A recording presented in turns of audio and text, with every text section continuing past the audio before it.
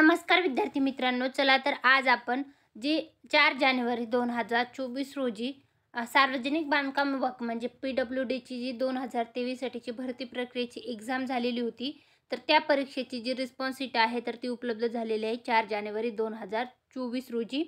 2109 पदासाठीची भरती प्रक्रिया होती. तर त्या परीक्षेची जी रिस्पॉन्स शीट उपलब्ध झाल्यानंतर ज्या उमेदवारांना हरकती सादर करायच्या आहेत तर त्याच्या संदर्भातलं आलेलं परिपत्रक जे आहे त्याचा व्हिडिओ मी तुमच्यासाठी घेऊन आलेला आहे. तर रिस्पॉन्स शीटवर हरकती म्हणजे ऑब्जेक्शन घेण्यासाठी 4 जानेवारी 2024 ते 7 जानेवारी 2024 या कालावधीपर्यंत तुम्हाला याच्यामध्ये रिस्पॉन्स शीटमध्ये जाऊन तुम्हाला तुमच्या हरकती सादर करता येणार आहेत.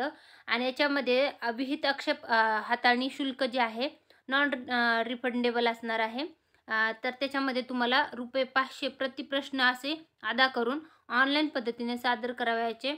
उमेदवाराचे आक्षेप हरकती वैध असल्यास सदरचे शुल्क उमेदवारास परत केले जाईल.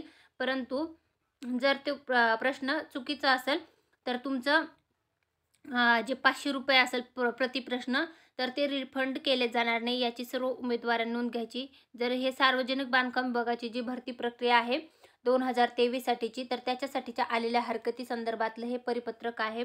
ज्या उमेदवारांना हरकती सादर करायच्या आहेत त्यांच्या काही प्रश्नावर आयोगाच्या उत्तरावर तर त्यांनी इथं नक्कीच सादर करू शकता.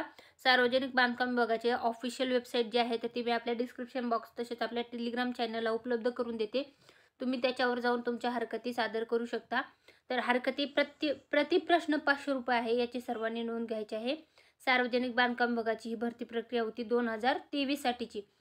व्हिडिओ आवडला असेल तर व्हिडिओ नक्की लाईक करा आणि जास्तीत जास्त उमेदवारांपर्यंत व्हिडिओची लिंकला शेअर करा. धन्यवाद.